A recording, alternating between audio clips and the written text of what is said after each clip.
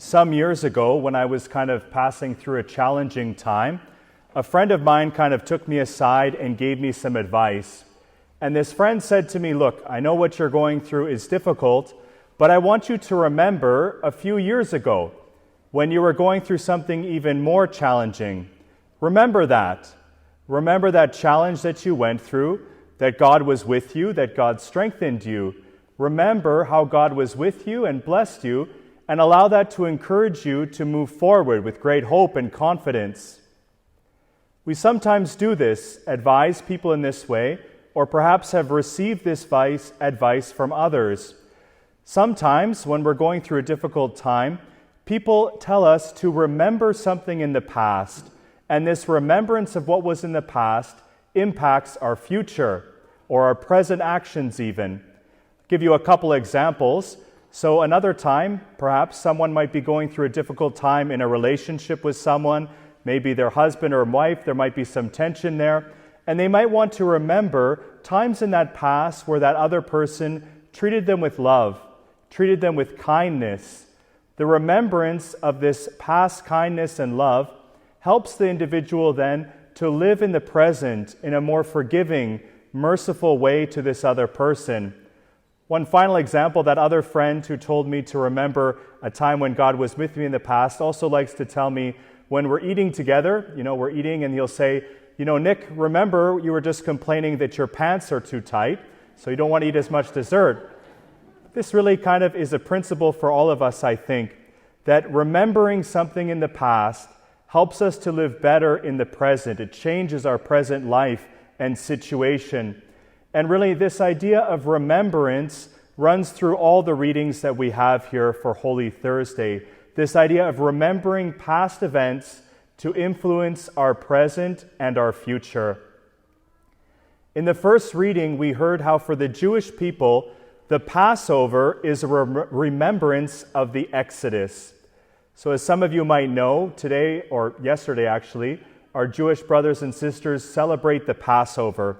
And we heard in the first reading from the book of Exodus what was really the origins of this Passover meal that Jesus himself celebrated at the Last Supper. This Passover meal was a remembrance of God's liberating action in Exodus, when God liberated the people from slavery in Egypt, and God gave them a commandments and a law, and ultimately led them to the promised land. Now, what's very important to keep in mind is that for Jewish people, when this was written, and even today, when a Jewish person at Passover remembers the Exodus, this remembrance is not merely a kind of mental activity. Like, for example, if you remember a vacation in the past, you kind of have warm feelings, it makes you feel good for a moment.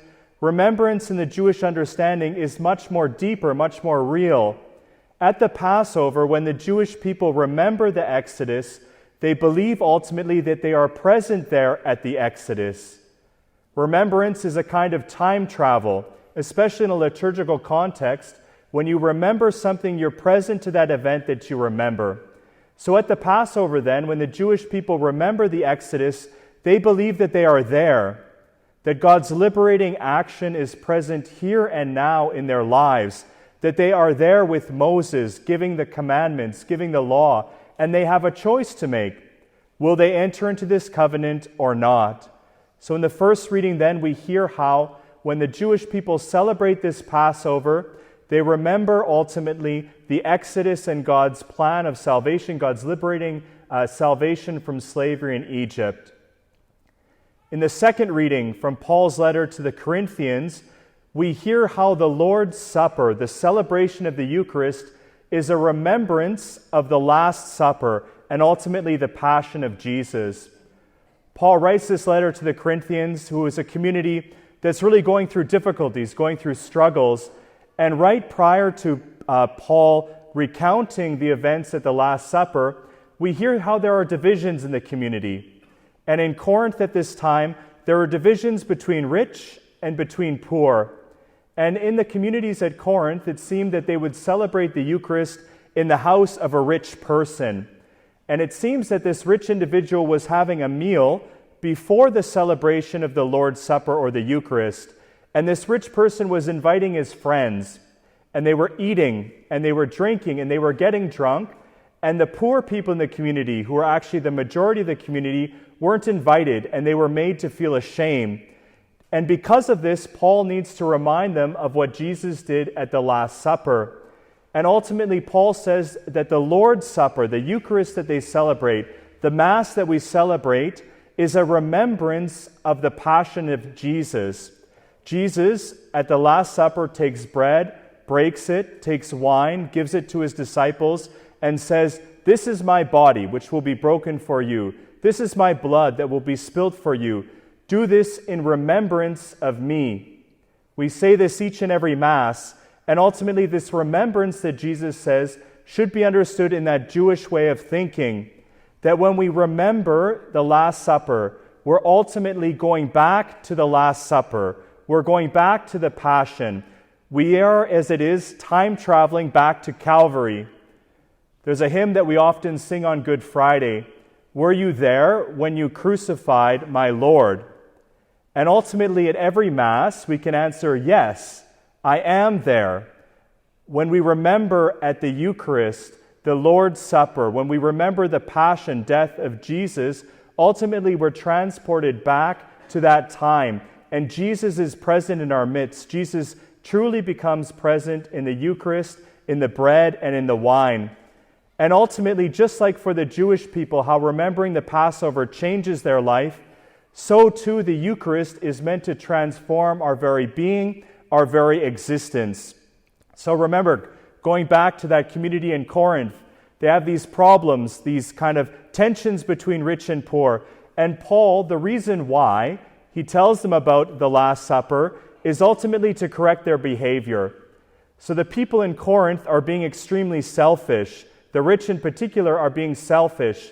And Paul is repeating to them the account of the Last Supper in order to show how it shows Jesus' selflessness, the gift of Jesus himself on the cross for us.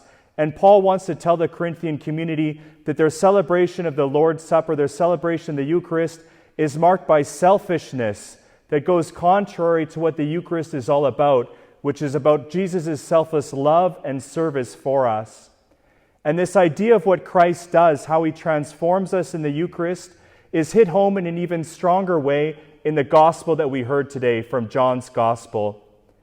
So as many of you will know, in the Gospel of John, during the Last Supper, there is no institution narrative, meaning Jesus never takes the bread, never takes the wine and says, okay, gives this to his disciples and says, this is my body, this is my blood. In John's Gospel, that's discussed earlier in John chapter 6. Instead of the institution narrative, what we find in John's Gospel, and only in John's Gospel, is Jesus washing the feet of his apostles. And it seems that in doing this, John wants to highlight for us that this ultimately is the effect that the Eucharist ought to have in our life. When we remember what Jesus did for us, when Jesus is present in our midst, we are to be transformed into this action of Christ, which is humble service. And ultimately, at the time of Jesus, this washing of the feet was something that was reserved for the servants. And for this reason, we see that Peter is kind of taken aback. He doesn't want to have his feet washed. Jesus, in the Last Supper then, in washing our feet, gives us this commandment to serve people in this way, in humble service to those around us, to our community.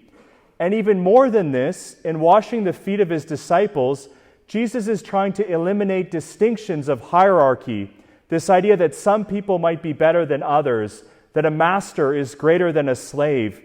By Jesus, the master, taking on the actions of a slave, Jesus is teaching us that we are all equal. We are all beloved by God. And ultimately at the Eucharist, when we remember Christ, what he did for us at the Last Supper and ultimately on the cross, we are meant to be transformed. We have a choice to make, just like Jewish people do when they celebrate the Passover. Will we follow this new commandment of Jesus or not? So in our lives, then, we can see just in our regular life that remembering things in the past has the ability to change us here and now, to mark our future in a new way. Let us remind ourselves of this during this Last Supper celebration, this Holy Thursday, where we remember the Last Supper, the Lord's Supper. that ultimately when we celebrate the Eucharist, Jesus is present to us. He nourishes us. He strengthens us as a community, but ultimately reflect upon this service that Jesus calls us to be humble, to be kind to those around them, ultimately to wash their feet, just as Christ our Lord does for us.